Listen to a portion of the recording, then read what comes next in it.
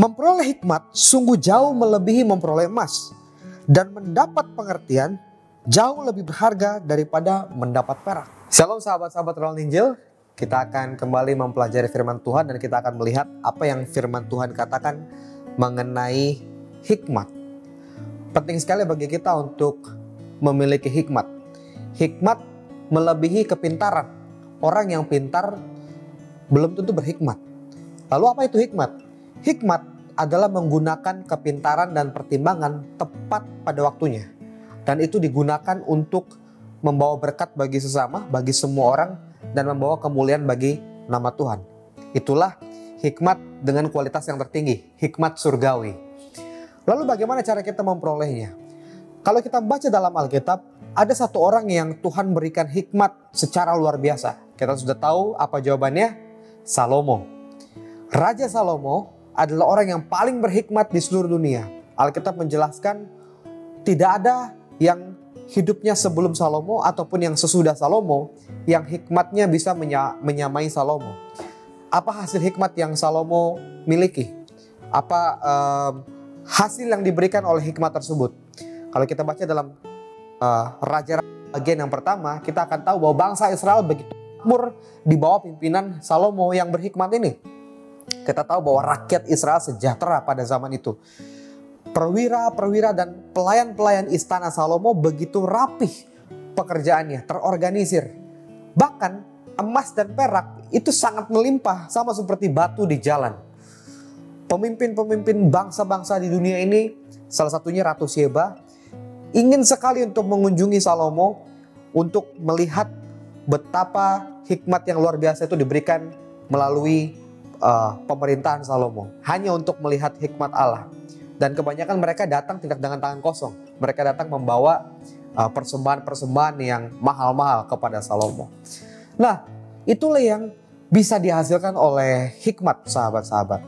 Pada waktu masih muda, Salomo ketika dia mau naik tahta menggantikan Daud ayahnya, karena dia mengetahui bahwa dia adalah seorang muda yang tidak berpengalaman, dan dia tahu bahwa dia punya tanggung jawab untuk memerintah di kerajaan Israel yang adalah umat pilihan Tuhan, maka perkara-perkara sulit akan datang kepadanya dan itu tidak gampang untuk mengurus kerajaan itu. Sehingga menyadari itu, dia berdoa memohon kepada Tuhan satu hal. Dia tidak meminta kekayaan, dia tidak meminta rasa hormat supaya dia bisa menjadi raja yang bisa dihormati. Dia tidak meminta kemuliaan, tidak meminta rasa aman dari musuh-musuhnya. Apa yang dia minta, sahabat? Dalam 1 Raja-Raja pasal 3 kita akan lihat bahwa dia meminta hikmat dari Tuhan. Di ayat yang ke-12 Tuhan memberikan itu kepadanya. Tuhan memberikan hikmat kepadanya, dan bahkan apa yang tidak diminta Salomo, Tuhan tambahkan. Kekayaan dan kemuliaan diberikan kepada Salomo. Nah, jadi sahabat, apa pentingnya bagi kita untuk memiliki hikmat? Kenapa penting sekali untuk kita miliki? Kalau kita membaca dalam Amsal 16 ayat 16, Alkitab mengatakan begini. Memperoleh hikmat sungguh jauh melebihi memperoleh emas, dan mendapat pengertian jauh lebih berharga daripada mendapat perak. Jadi hikmat melebihi harta emas dan perak, dan kita harus memiliki itu. Karena itu penting sekali bagi kita untuk mempertimbangkan atau merencanakan jalan-jalan hidup kita di dunia yang fana ini.